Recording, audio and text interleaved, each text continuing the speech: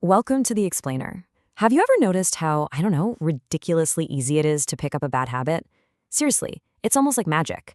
You skip the gym once, or you hit snooze just a couple of times, and boom, suddenly it's your brand new daily routine.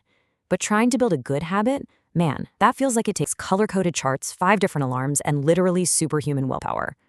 Okay, let's dive into this. Because today we are unpacking the science behind why human behavior seems naturally, almost gravity pulled towards the negative. And trust me on this, the mechanics behind it are absolutely fascinating. Which brings us to a question we have all definitely asked ourselves at some point. Are humans just hardwired to learn bad habits? I mean, it honestly feels like we learn bad behaviors instantly. But here is the incredible thing we're going to uncover today. It isn't a moral failing. You are not inherently flawed just because you'd way rather eat a donut than go for a 5-mile run. What we're actually looking at here is a captivating psychological mystery. Behind the scenes, your brain is running this highly sophisticated calculus, and, well, the math just happens to favor the easy way out. Section 1. Why is it so easy to learn bad? Well, that whole idea that we just naturally love being naughty, total myth. In reality, it all comes down to basic biological efficiency. Your brain is just trying to save some juice. Section 1A. Immediate returns and low costs. This right here is the core driver of our behavior. We're going to look at the brain as the ultimate efficiency machine, constantly seeking the path of least resistance. And this brilliantly illustrates exactly what I mean. Think about bad behaviors, stuff like sheer laziness, or even just telling a quick white lie. What do these actually give you? A quick return and a very low cost. You save energy immediately, or you instantly dodge an uncomfortable conversation. Now, flip it around and think about good behaviors, like self-discipline or total honesty. These require super high effort, and they offer a really slow return. Like I said, your brain is basically the ultimate energy-saving appliance. It looks at honesty and sees this massive, exhausting short-term energy expenditure for a reward that might literally be months or years away. So naturally, biologically, our brains are wired to chase those immediate rewards. Because of this setup, learning bad has a dramatically lower learning cost. Just think about it for a second. Doing a good deed or sticking to a solid habit, that requires long-term self-control, constant vigilance, and usually an environment that actually supports you. But picking up a bad habit, that literally just requires breaking a constraint or copying someone else who's taking a shortcut. It is quite literally your brain grabbing the low-cost bargain bin option because it's right there. But of course, we don't live in a vacuum, right? We live in a society. And that brings us to Section 2, environmental imitation and loss aversion. Let's talk about the social factors that really accelerate these low-cost behaviors. Say people around us are doing bad things, maybe cutting in line or just totally slacking off at work, and they seem perfectly fine, or even worse, they actually benefit from it. Man, that behavior spreads like wildfire. Humans are highly susceptible to our environment. We're social creatures through and through. If we see an action that looks safe and brings an instant reward, our mirror neurons fire right up, and mimicking that behavior just becomes the most natural thing in the world. Now, what's really interesting about this slide is the concept of loss aversion. This is a massive, absolute heavyweight principle in behavioral economics. Basically, humans have this psychological tendency to be significantly more sensitive to losses than to gains. To put that in perspective, losing $100 hurts about twice as much as finding $100 feels good.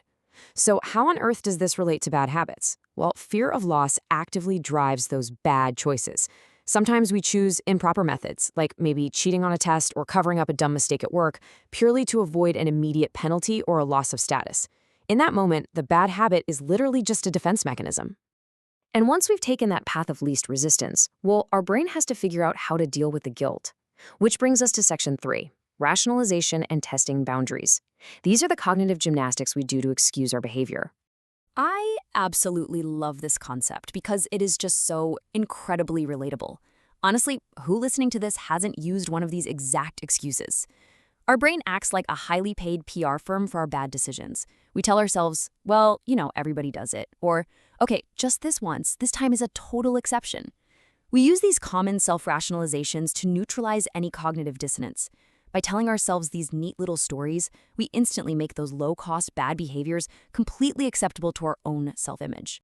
And there's another really fascinating layer to this, especially when we look at younger people. It's known as the boundary attraction of rules. See, breaking rules isn't always about pure malice or just wanting to be a bad person. Often, there is this inherent, really powerful psychological urge to explore where the boundaries actually lie in society. Testing limits is just a fundamental process of figuring out the world and establishing self-boundaries. A rule acts like a giant red button that says, "Do not push," and human curiosity just begs us to see what happens when we go ahead and push it anyway. Okay, let's just take a breath here, because we are going to shift gears now. We're moving towards a really empowering truth about human nature. Section 4, learning good takes time. Think about this idea for a second. Humans are equally prone to learning good, but it requires a longer timeline and a more stable environment. So the crucial point is this: learning good is just as natural to the human species as learning bad. Boom. We are completely dismantling that original cynical myth right here and now. You are absolutely capable of phenomenal good habits and high-effort behaviors. You just cannot expect them to happen instantly. The brain simply needs a completely different kind of architecture to support them. Let's look at what that architecture actually looks like in practice. There are 3 absolute requirements for learning good behaviors. First up, role models. Unlike bad habits, which you can kind of just stumble into all on your own, good habits usually require a blueprint. We need actual people to emulate and inspire us. Second, reward mechanisms. Because the natural reward of a good habit is super delayed, we have to artificially insert systems to reinforce the behavior in the short term. You really have to celebrate those small wins.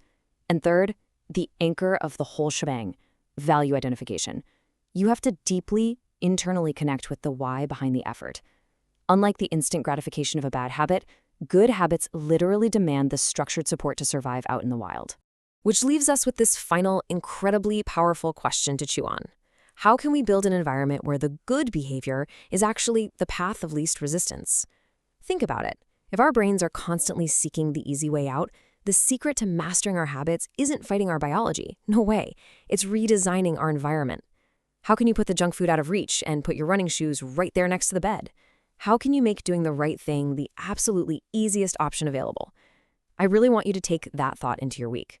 Pick one good habit you want to build and ask yourself, how can I lower the learning costs to make this totally effortless? Thank you so much for joining me on this explainer today.